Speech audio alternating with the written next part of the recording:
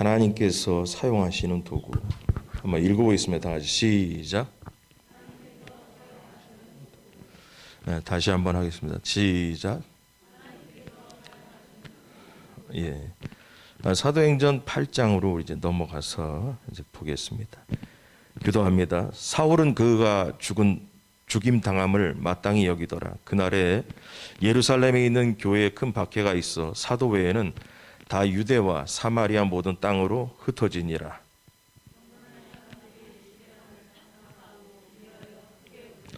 사울이 교회를 잔멸할세 각 집에 들어가 남녀를 끌어다가 옥에 넘기니라.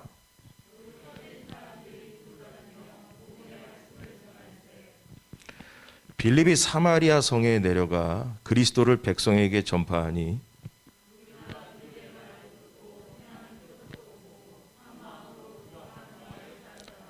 많은 사람에게 붙었던 더러운 귀신들이 크게 소리를 지르며 나가고 또 많은 중풍병자와 못 걷는 사람이 나으니 그 성에 시몬이라 하는 사람이 전부터 있어 마술을 행하여 사마리아 백성을 놀라게 하며 자칭 큰 자라 하니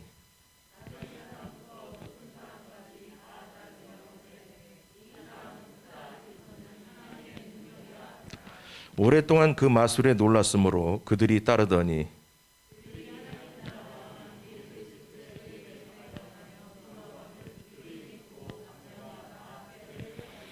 네, 같이 합니다. 시몬도 믿고 세례를 받은 후에 전심으로 빌립을 따라다니며 그 나타나는 표적과 큰 능력을 보고 놀라니라. 아멘. 8장으로 넘어가게 됐는데요. 2주 전에 제가 설교할 때 이제 스데반 집사가 복음을 전하다가 잡히게 되고 그래서 결국은 사람들이 스데반 집사를 잡아온 이유는 네가 성전을 모독하고 율법을 모독했다라는 죄로 잡아왔습니다. 그런데 스데반 집사가 쭉 설교를 하면서 내가 죄인인 것 같냐? 무죄한 예수 그리스도를 잡아 죽인 너희가 진정한 죄인이다 라는 얘기를 하니까 그 말을 듣고 유대인들이 화가 나서 돌로 때려 죽였다 라는 것까지 우리가 배웠습니다. 그러면서 그때 등장했던 사람이 사울이 등장했다라고 얘기했죠. 사도 바울이 예수 그리스도를 영접하기 전에 이름인 사울이 등장했다라고 했죠. 그래서 8장에서부터 이제 사울은 그가 죽임 당함을 마땅히 여겼다. 그가 누구냐? 스데반 집사가 죽는 게 당연하다. 그러고 나서 여기 보면 이제 여기 보면요. 1절에 보면 사도행전 8장의 주인공은 누구냐? 사도행전을 지은 누가는 누구에게 관심을 갖고 이 8장을 써내려가고 있느냐를 한번 보자면 이거요. 그날에 예루살렘에 있는 교회에 큰 박해가 있어 사도 외에 다 유대와 사마리아 모든 땅으로 흩어지니라. 여러분 이게 흩어진 게 중요한 거예요. 누가는 이 본문을 쓰면서 스데반 때문에 사람들이 흩어지기 시작했다. 그러고 나서 사람들이 스데반 집사의 장례를 치르고 나서 사울이 사람들을 잡아서 옥에 가두기 시작했다. 예수 그리스도를 믿는 사람들을. 근데 4절에 보니까 그 흩어진 사람들이 두루다니며 복음을 전할세. 그래서 1절에 나와 있는 흩어진 사람이 동그라미 한번 쳐야 되고 4절에 나온 그 흩어진 사람들이 무엇을 했느냐가 지금 중요한 거예요. 그래서 결국은 누가는 이런 얘기하는 거예요. 스데반 집사가 죽은 다음에 사람들이 흩어졌다. 그래서 근데 그 흩어진 사람들이 흩어져가지고 숨모만 있던 게 아니라 뭐냐? 복음을 전하기 시작했다. 그런데 5절에 가가지고 뭐 얘기냐면 그 흩어진 사람 중에 빌립 집사를 나는 얘기하고 싶다라는 거예요. 그래서 5절 빌립이라고 하면서 흩어진 사람 중에 하나인 빌립 집사를 콕 집어서 얘기하고 싶어요. 그래서 빌립 집사가 어딜 갔느냐? 흩어져서 간 곳이 사마리아 성을 갔다라는 거예요. 그래서 사마리아 성에 가가지고 복음을 전했더니 많은 사람이 예수 그리스도를 영접하고 귀신도 떠나가고 병자도 낫고, 그러면서 뭐냐? 그 성에 큰 기쁨이 있었다라는 거예요.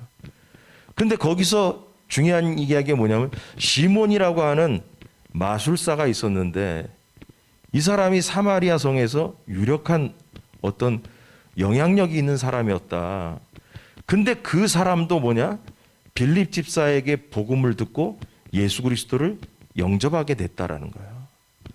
그래서 오늘 얘기의 줄거리는 이거예요. 스데반 집사 7장에서 돌에 맞아 죽었다. 그래, 알았다.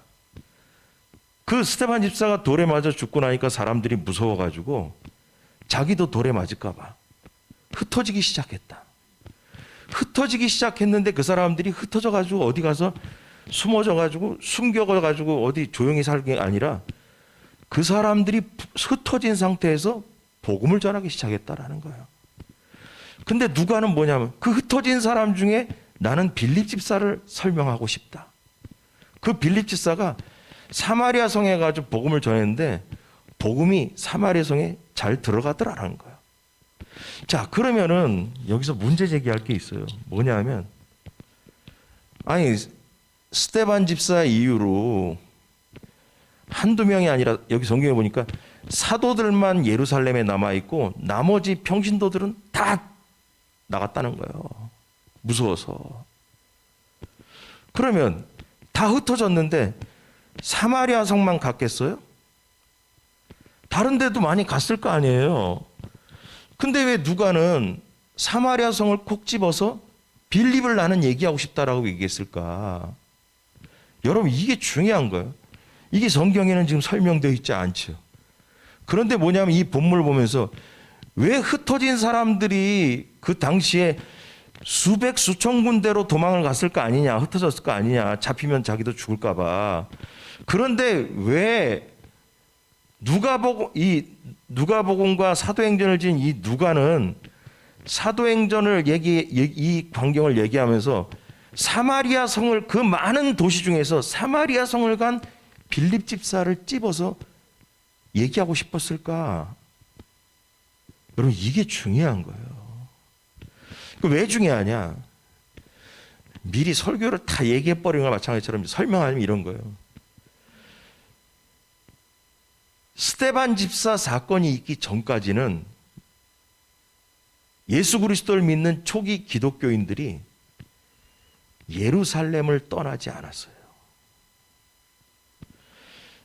여러분, 성경에 보니까 모든 족속으로 제자를 삼아 아들과 아버지와 성령의 이름으로 세례를 주라 그랬어요. 또 마가의 다락방에 들어가신 다음에도 뭐냐, 오직 성령이 임하시면 권능을 받고 예루살렘과 온 유대와 사마리아와 땅끝까지예요. 근데 이 사람들이 뭐냐면 예루살렘과 온 유대와 사마리아와 땅끝까지 가야 되는데 안 가고 예루살렘 안에서만 앉아 있는 거예요.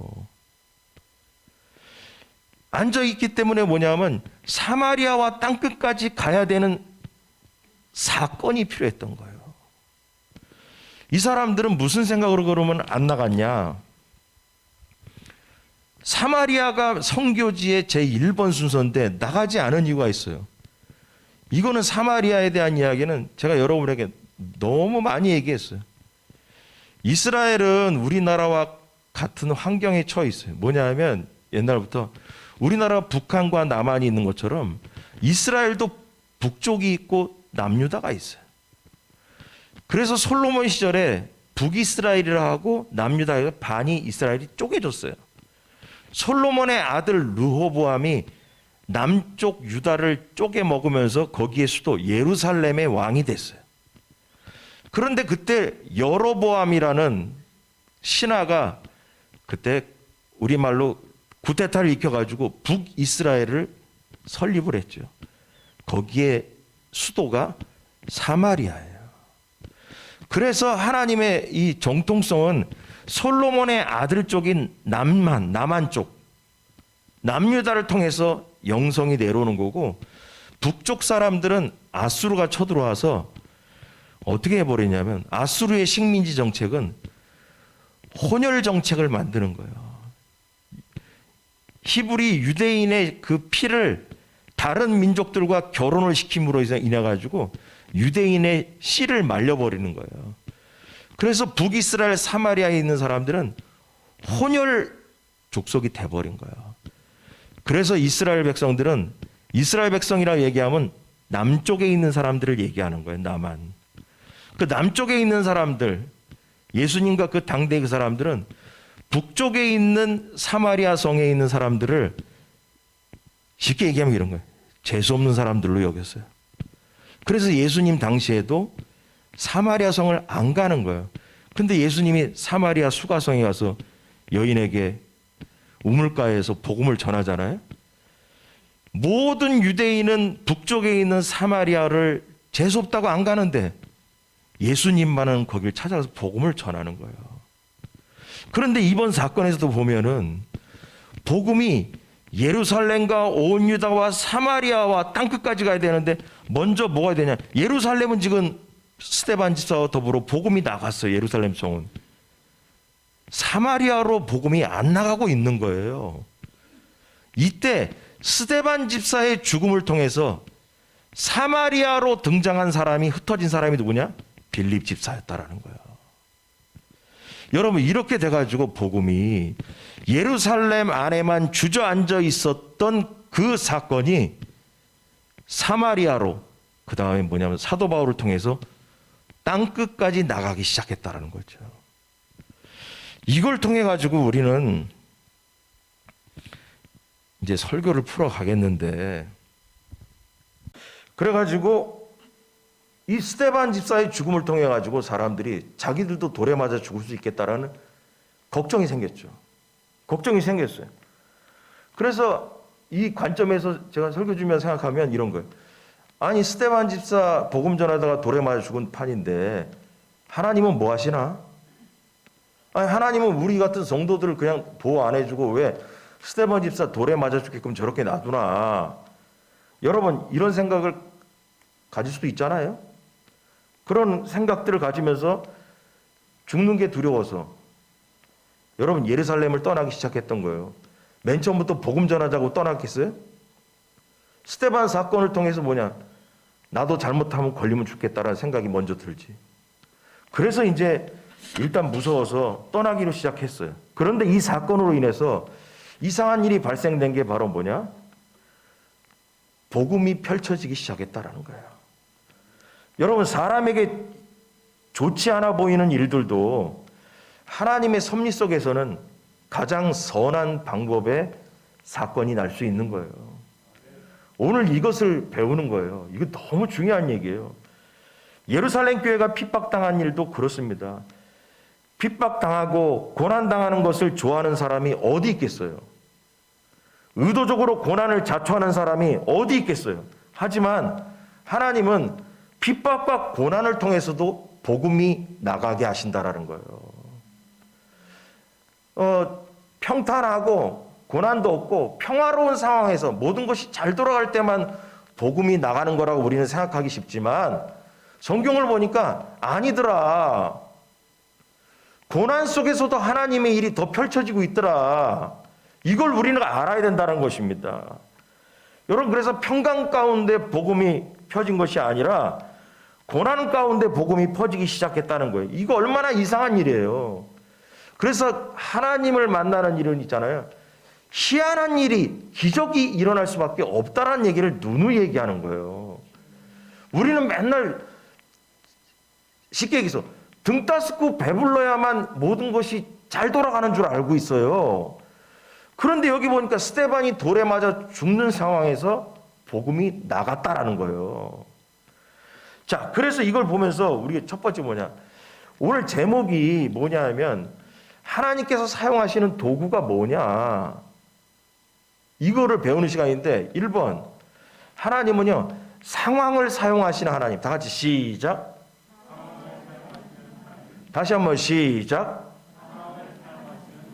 지금 뭔 얘기냐? 돌에 맞아 죽어서 무서운 판인데도 그 상황을 하나님은 사용하고 있더라는 거예요. 모든 것이 편안하고 잘 돌아가는 때 하나님이 역사한 게 아니라 돌에 맞아 죽어서 스데반 집사가 돌에 맞아 죽어가지고 무서운 상황에서 다 쫓겨서 흩어지는 상황에서도 하나님은 이 상황을 사용하고 있더라는 거예요. 한창 부흥하던 교회가, 초대교회가 핍박을 당하게 되었다는 거 아주 좋지 않은 일처럼 보입니다. 하지만 그 핍박 뒤에 하나님의 놀라운 섭리가 있었다라는 거야. 그동안 교회는 예루살렘 중심으로만 성장했어요. 베드로가 뭐 손잡고 일으키면 벌떡 일어나고 다 좋은 얘기예요. 그러나 뭐냐? 예루살렘 안에서만이었다는 거죠. 하나님은 뭐예요? 예루살렘과 온 유대와 사마리아와 땅끝까지 이 복음이 나가라고 했는데 이 사람들이 예루살렘 안에서만 놀고 있는 거예요. 그래서 결국은 뭐냐? 하나님 허락하신 거예요. 순교도 허락하신 거예요. 스데반의 일을 본보기로 사람들이 흩어지기 시작했던 것입니다. 그래서 유대인 중심으로만 복음이 전해지고 있었어요. 초대교회 안에 히브리파와 헬라파 사람들이 있었지만 그들 다 뭐예요? 다 유대인들이에요.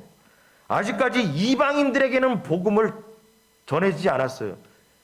이 초기 기독교 사람들도 뭐냐? 예수 그리스도의 복음을 이방인들에게 주고 싶지 않아요. 야, 우리끼리만 이거 받아먹고 살자. 우리끼리만 예수 그리스도 알고 우리끼리만 천국 가자였죠. 저 사람들한테, 이방인에게 예수 그리스도 전해주지 말자. 우리만 듣고 살자 이것입니다. 하지만 우리가 성경을 통해 알고 있잖아요. 복음은 혈통을 가리지 않는다라는 거예요. 땅끝까지 가서 복음을 전하라고 했지 유대인 니들 예루살렘에 앉아있는 니들만 복음을 먹어야 된다. 말씀의 떡을 먹어야 된다. 이렇게 얘기하지 않았어요. 유대인에게나 헬라에게나 십자가에 못 박히신 예수님, 부활하신 예수님이 다 온 세상에 알려져야 된다는 것입니다. 유대인에게나 헬라인에게나 유일하신 구세주는 오직 예수 그리스도이기 때문입니다. 그래서 하나님은 핍박이라는 상황을 이용하셨다라는 것입니다. 교회가 핍박받는 상황을 통해서 예루살렘에만 머물러 있던 성도들이 다른 지역으로 흩어지기 시작했다는 것입니다. 하나님의 섭리대로, 계획대로 성도들은 이방인 지역으로 침투하기 시작했던 것입니다. 물론 그것이 교회의 자발적인 행동은 아니었죠. 자발적으로 나간 건 아니었죠. 핍박이라는 타의로, 그렇지만 하나님의 놀라운 섭리로 교회는 마침내 그 핍박을 통해서 복음이 세상으로 나가기 시작했다라는 거예요. 자, 여기서 하나의 문제를 제기할, 본문을 읽으면서 이런 생각을 했어요. 하나님께서 허락하셔가지고 복음을 전파하기 위해서 고난을 주었다고 했는데, 그런데 문제는 모든 초대교회 성도들이 빌립처럼 다 복음을 전했을까? 저는 아니라고 보죠. 예루살렘에 있으면 잡혀 죽을 것 같으니까 다 흩어졌어요. 그럼 그 흩어진 모든 사람의 100%가 흩어져서 간 곳곳마다 복음을 전했을까? 아니죠. 빌립처럼 담대하게 복음을 전한 사람도 있을 뿐더러 또 어떤 사람들은 야, 조용히 살자. 조용히 살자. 잘못하다 걸리면 죽을 수도 있지 않냐. 그 생각을 한 사람도 있을 거라는 거죠. 그렇다면 여러분과 우리 모두에게 질문합니다. 설교는 우리와 관계가 있어야 되니까. 결론은 뭐냐? 여러분, 우리에게 성경의 본문에처럼 고난이 온다면 숨는 성도입니까? 아니면 고난이 와도 복음을 전할 수 있는 성도입니까? 이거예요. 스데반이 죽든 말든 우리랑 무슨 상관이 있습니까? 제가 맨날 얘기하는 스타일. 성경에 나와 있는 그 사람들이 이렇군 저렇군 아무 관계 없어요. 문제는 뭐냐? 스데반에 돌 맞아 준 사건 때문에 세상으로 흩어진 사람들이 있었을 때 과연 나는 그 당시에 스데반 시절에 살아있다면 그 돌 맞아 죽는 그 사건 속에서 빌립처럼 목숨 걸고 복음을 전할 수 있는 담대한 사람이냐? 아니면 나는 도망가서 숨어 있을 사람이냐? 이것입니다. 여러분, 우리는 어느 곳, 어느 때를 만나도 복음이 준비된 성도가 돼야 됩니다. 하나님께서 고난의 상황을 들어서 일하실 때 우리는 준비된 성도가 돼야 된다는 것입니다. 담대해야 합니다. 그리고 복음을 조리 있게 전할 수 있는 준비가 되어야 됩니다. 그냥 예수 믿으면 좋아. 그냥 예수 믿으면 좋아. 이런 식으로 얘기하지 말라는 거예요. 왜 예수 그리스도를 영접하면 좋은지 설명할 수 있어야 된다는 거예요. 여러분, 인생이 힘들고 예수 그리스도를 믿는 것, 신앙생활하는 것 핍박이 오고 회사나 직장에서 또 가정에서 가문에서 여러 가지 문제가 안 좋을 때 숨어버리겠습니까? 아니면 담대하게 주님을 증거하겠습니까? 여러분, 하나님은 어떤 악조건들이라도 이렇게 하나님의 계획 속에서 하나님은 이 상황을 사용할 수 있는 분이라는 거예요. 하나님은 좋은 상황, 좋은 조건에서만 역사하시는 분이 아닙니다. 하나님은 좋은 상황이든 안 좋은 상황이든 간에 하나님이 일하시면 하나님은 원하시는 결과를 내신다는 것입니다. 왜냐하면 하나님은 이 세상의 주인이기 때문에 하신다는 겁니다. 그래서 하나님의 주권을 인정하라는 거예요. 주권을 그래서 노다지 제가 강조하는 거예요. 하나님이 이 세상의 주인이라는 거예요. 환경이 어렵거나 좋거나 뭐 어쨌거나 저쨌거나 하나님이 주인이라니까요. 그렇기 때문에 하나님이 원하는 대로 결과를 이끌어갈 수 있다니까요. 그래서 모든 것이 합력하여 선을 이루는 일은 지금도 진행되고 있다는 것입니다. 하나님은 어떤 상황에서도 하나님께서 원하시는 결과를 만들어 내신다라는 것입니다. 결국 하나님은 예루살렘에만 있던 복음을 온 세상으로 퍼지게 하기 위해서 고난이라는 상황을 이용해서 온 세상에 복음이 전해지는 결과를 만들어 내신 것이다라는 겁니다. 그러므로 여러분, 또 적용합니다. 우리에게 주어지는 고난의 상황, 힘든 상황이, 어려운 상황이 우리에게 다가올지라도 포기하지 말기 바랍니다. 하나님은 그 상황을 통해서 일할 수 있다는 것입니다. 그래서 여러분, 그 상황을 주장하시는 분도 하나님이시기 때문에 절대 포기하면 안 돼요.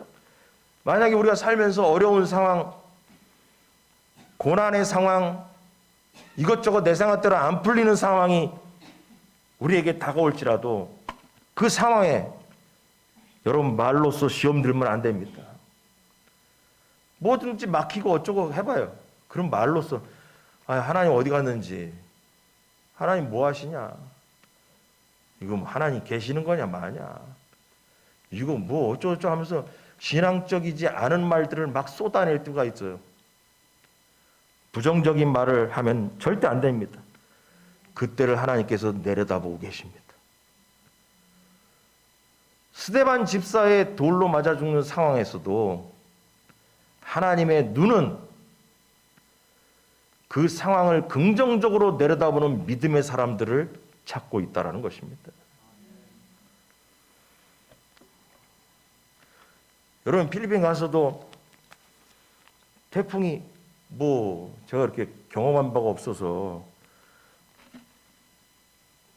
밤마다 비가 내리는데 비가 낮에는 비가 거의 안 왔어요. 밤마다 내리다가 사역이 다 끝난 다음에 그냥 낮에나 밤이나 계속 내리더라고요. 근데 여러분, 공항에도 못 가고 모든 게 단절됐을 때 오늘 이 설교랑 똑같은 거예요. 환경이 안 좋을 때 짜증날 뻔했죠. 그러나 무슨 얘기냐면 갈 때부터 그랬어요. 하나님께서 허락하신 상황을 만나게 해주옵소서.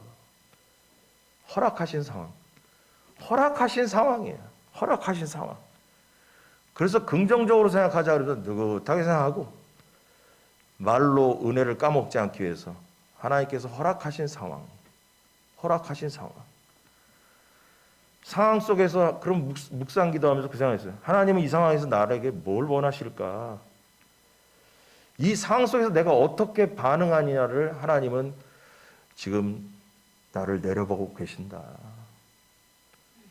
항상 긍정적으로 생각하는, 긍정적으로. 물론 돈도 더 많이 들어가죠. 예상외로. 그러나 뭐냐? 그 상황에서 하나님이 하시는 거니까. 상황 속에서 반응하시는 하나님. 스데반 집사의 이 사건을 생각하면서 묵상하는 거예요. 또 무슨 생각이냐면 또 깨달은 게 뭐 여러 가지 있지만 우리에게 통용되는 체력이 영역이다. 체력이 영역이다. 아니 제가 코로나 걸린 이후에 뭐가 됐냐면 낮에 세미나 같은 거 하고 교회 뭐 이렇게 헌당식도 하고 가서 다 힘차게 한 다음에 숙소에 들어가면 있잖아요. 저녁 먹고 나서 어쩔 때는 저녁 7시부터 졸린 거예요. 그런 적이 없었는데 그냥 맨날 잠만 자서 잠만. 그래서 뭘 했냐? 환자가 돌아다닌 건데 기도를 많이 못했어. 그냥 피곤해가지고 누우면 그냥 잤어요. 누우면 자고 그 아침에 7시에 밥을 먹고 7시 반에 8시에 또 출발해가지고 또 움직이고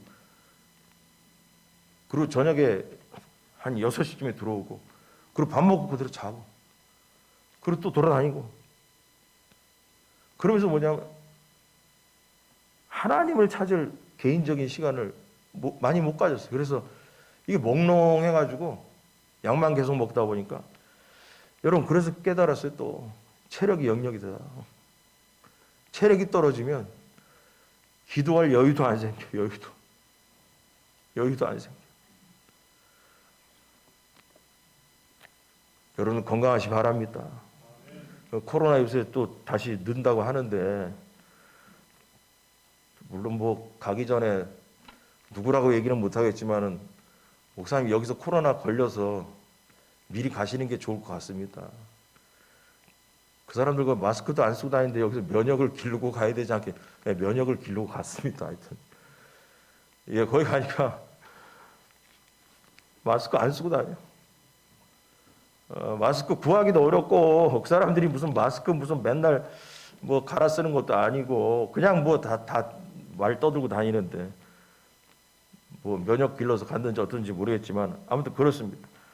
아무튼 여러분 그런 생각을 하면서 우리들에게 고난과 힘든 어려운 상황이 많이 주어질 때가 오잖아요.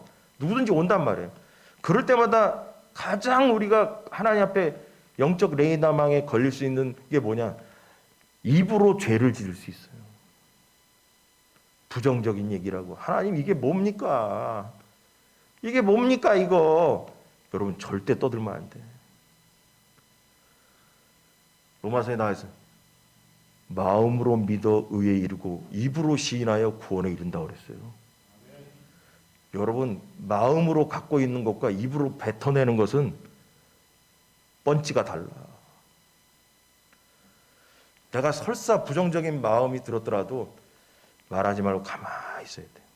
그리고 궁극적으로는 뭐냐? 그런 마음도 버려야 돼요. 그러나 우리가 말로 내뱉는 순간 하나님께 걸리는 거예요. 왜냐하면 이 세상의 모든 것을 하나님은 조종하고 컨트롤하고 계셔요. 하나님이 지배하고 있다니까.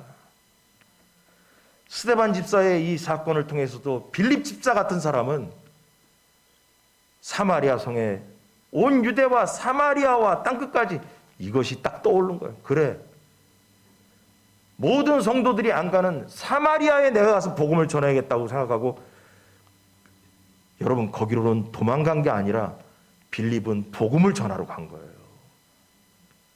이 유대인 빌립 집사가 사마리아로 도망을 가겠습니까? 그럼 왜 갔겠어요? 이 고난 속에서 사마리아로 복음을 전하라고 한 예수 그리스도의 생각이 떠올랐던 거죠. 이건 안 봐도 맞는 거예요. 스데반, 이 빌립 집사 안 받아봐도, 안 만나봐도 알아요. 나중에 천국 가서 확인해 보세요. 이 스데반 집사의 사건 속에서 예수님께서 너희 오직 성령이 임하시면 온 유대와 예루살렘과 온 유대와 사마리아와, 이 사마리아가 딱 떠올랐던 거죠. 그래, 나는 이 흩어지는 이때에 남들은 다 재수없다고 안 가는 그 사마리아 성, 나 혼자 간다. 여러분, 그래서 갔던 것입니다. 하나님께서는 허락하신 상황을 인정하고 받아들이고 하나님께서 어떻게 역사하시는지를 기다려볼 줄 아는 성도가 우리는 돼야 됩니다. 그래서 성도는 여러분 절대로 망하지 않습니다. 분명히 솟아날 구멍이 있는 줄을 믿으시기 바랍니다. 다니엘을 사자굴과 푸른 뿔에서 건지신 하나님을 기억하십시오. 하나님은 어떤 상황에서도 우리를 돌보십니다. 우리를 돌보시는 것이 하나님께서 하시는 일입니다. 믿으시기 바랍니다. 두 번째로, 마지막입니다. 사람을 사용하신 하나님. 다 같이 시작. 다시 한번 시작. 여러분, 이 본문을 보니까 핍박 때문에 사람들이 예루살렘 교회가 흩어지고 말았어요. 사탄의 의도는 핍박을 통해서 예루살렘의 복음이 전해지는 것을 막는 것이었지만은, 하나님은 오히려 사탄의 의도를 역이용했어요. 그래서 뭐냐? 복음은 점점 더 온 세상을 향해서 펴지기 시작했다라는 거예요. 사탄은 스데반을 때려 죽임으로써 복음을 못 나가게 했죠. 근데 하나님은 그 스데반의 죽음을 통해서 복음이 더 펼쳐지게 만들었다라는 것입니다. 근데 이 와중에 결론은 뭐냐? 하나님은 사람을 통해 일하셨다라는 겁니다. 이것도 누누이 얘기한 것. 여러분, 하나님도 사람을 통해 역사하시는 것처럼 마귀도 사람을 통해 일합니다. 여러분, 하나님은 사람을 통해 일하신다. 이거 원칙입니다. 하나님의 일을 대신하는 사람을 통해서 일하시는 겁니다. 하나님께서는 절대 혼자 일하시지 않으세요. 하나님의 사람을 통해서 일하신다라는 거예요. 사마리아 성도 하나님이 가신 것이 아니라 빌립을 통해서 하나님이 역사하신 거예요. 복음도 하나님께서 하시는 것이 아니라 하나님의 사람을 통해서 일하십니다, 여러분. 하지만 이 흩어진 사람들의 대다수는 이전의 방식대로 유대인들에게만 복음을 전했습니다. 아직 유대인들과 이방인들 사이에 보이지 않는 장벽이 존재했고, 그 장벽을 부수기는 어려웠어요. 사마리아 땅으로 복음 전하는 거 하고 싶지 않았어요. 하지만 단 한 사람만은 달랐어요. 빌립 집사는 달랐습니다. 빌립은 사마리아 성으로 복음을 들고 갔습니다. 사마리아인들은 유대인과 이방인의 혼혈에서 더 배척을 받는 사람들이었습니다. 유대인들은 그들이 선민에서 이방인으로 전락한 존재를 여겼기에 멸시하고 배척하고, 아까 이처럼 재수없는 사람들을 여겼어요. 그런 사마리아 사람들에게 복음을 전한다는 것은 상상할 수 없는 일이었다는 것입니다. 그러나 빌립은 그런 고정관념을 깼다는 겁니다. 모든 사람이 사마리아 사람은 안 된다라고 얘기할 때 빌립 집사만은 거기도 복음이 들어가야 된다라고 생각했다는 것입니다. 결론 뭐냐? 여러분, 하나님은 사람을 통해 역사하시되 고정관념이 깨진 사람을 통해 일하십니다. 고정관념이 뭐냐? 자기 생각, 고집을 가진 사람을 하나님은 사용하지 않습니다. 자기의 생각을 가지고 있는 사람을 통해서는 하나님의 일을 할 수가 없습니다. 하나님께서 사용하시는 사람은 자신의 고정관념이 아니라 하나님의 생각을 가진 사람을 통해서 일하시기 때문입니다. 하나님의 일을 하는 사람은 하나님의 생각을 가지고 있어야 합니다. 자, 그러면 중요한 거. 여러분은 하나님의 도구, 하나님께서 일하실 때 사용하시는 도구로 준비가 되어 있습니까? 라는 겁니다. 자신의 고정관념과 고집을 버리고 하나님의 생각으로 가득 찬 성도냐고 묻고 있는 겁니다. 하나님의 생각을 가진 성도를 하나님은 일꾼으로 사용하십니다. 빌립은 고정관념을 버리고 사마리아인에게도 복음을 전해야 한다라는 사명을 품고 그곳으로 달려간 것입니다. 빌립의 담대함은 놀라운 열매를 맺게 됐습니다. 빌립이 사마리아에서 복음을 전하자 사마리아 사람들은 복음을 기꺼이 받아들였습니다. 귀신들이 떠나며 병자들이 고침받는 사건이 줄줄이 일어났습니다. 이런 기적은 하나님이 사마리아 사람도 사랑한다라는 증거입니다. 하나님은 복음이 세상의 모든 사람에게 차별 없이 전해지기를 원하신다는 증거입니다. 유대인들은 사마리아 사람들을 차별했지만 하나님은 사마리아인도 구원하시겠다라는 생각입니다. 여러분, 유대인들은 사마리아인을 차별했다. 그게 바로 고정관념입니다. 자기 고집이 있고 자기 생각이에요. 그러나 하나님은 모든 사람을 구원하기를 원하는 게 하나님의 생각입니다. 그러므로 하나님은 자기 주장과 자기 고집과 자기 고정관념에 얽매이지 않고 담대하게 복음을 전하는 그 한 사람을 통해서 수많은 영혼을 구원하셨다는 것입니다. 그러므로 이겁니다. 내가 하나님의 빌립 집사처럼 쓰임받고 싶냐? 빌립 집사처럼 나의 인생에도 기적이 일어나고 하나님이 나와 함께하는 간증이 쏟아지는 사람이 되고 싶냐? 빌립 집사와 같은 생각을 품기 바랍니다. 나의 사상과 나의 고집과 나의 고정관념이 아니라 하나님의 생각이 가득 찬 사람이 될 때 하나님이 그 사람을 통해서 놀라운 기적을 일으키는 겁니다.